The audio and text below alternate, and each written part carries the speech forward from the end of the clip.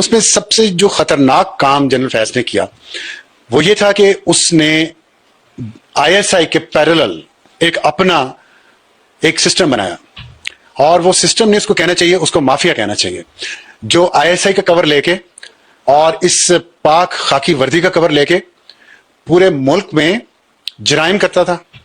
اور انہوں نے ایک ایکسٹارشن نیٹ ورک بنایا ہوا تھا جس کو آپ بھتہ خوری کہہ لیں. اور یہ بھتہ خوری وہ نہیں تھی جس کا الزام ایم کیو ایم پہ کراچی میں لگایا جاتا تھا کہ وہ چھوٹے چھوٹے دکانداروں سے جا کے بتا لیتے تھے یا موبائل فون چوری کر لیتے. پاکستان کے جتنے بڑے بزنس مین تھے، انڈسٹریلسٹ تھے، کوئی انفلوئنشل تھے، کوئی بھی کسی بھی طریقے سے جس کے پاس پیسہ تھا، ان لوگوں نے اس کو ٹارگٹ کیا، اس کو اغوا کیا، اس کو سرکار کے جو ادارے ہیں جس میں آئی ایس سی شامل ہے اس کے ریسورسز استعمال کیے، کئی جگہوں پہ رینجرز کے ریسورسز استعمال کیے، اپنا نام اپنا عہدہ اس کا استعمال کیا اور ظالمانہ استعمال کیا، اور ان لوگوں سے اربوں روپیہ بٹورا. اور وہ پیسے اس وقت بہت سارا پیسہ اس میں سے باہر جا چکا ہے اور بہت سارا یہاں ہے. یہ جو پکڑے جا رہے ہیں نا یہ لوگ،